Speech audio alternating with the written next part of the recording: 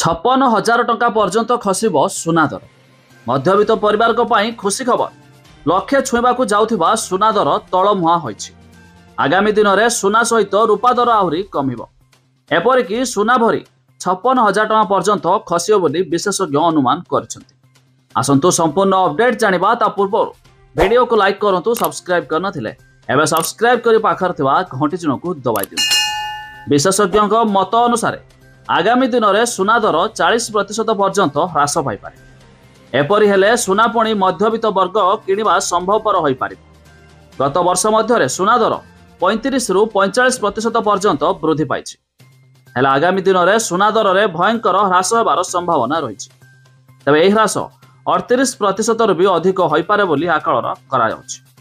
एपरि किछि हेले सुना किणुथिबा लोकंकर लाभ हो पारे, हेले सुना निवेशकों को विपुल क्षति सहबाकू पड़िबो।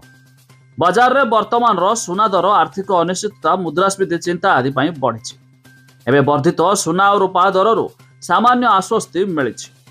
गोटे दिन में 22 कैरेट सुना दर 1600 टंका कमिथिया बेले 24 कैरेट सुना 1740 टंका ह्रास पाई। विशेषज्ञ मानक सूचना अनुसार आगामी दिन में सुना 56,000 टंका पर्यंत खसी आसिबो। एबे सुना 86,000 टंका पहुंची बेले खूब शीघ्र 30,000 टंका कमिबो बोली सूचना रही। तेबे आपण मानक मतामत कमेंट करी जणातु। सर्वनिम्न सुना केते टंका हेले आपण को मध्य भल हेबो। ता छड़ा आपण माने केउ जिल्लारू वीडियो देखुचंती ताहा भी कमेंट करिकि जणाइ दियंतु।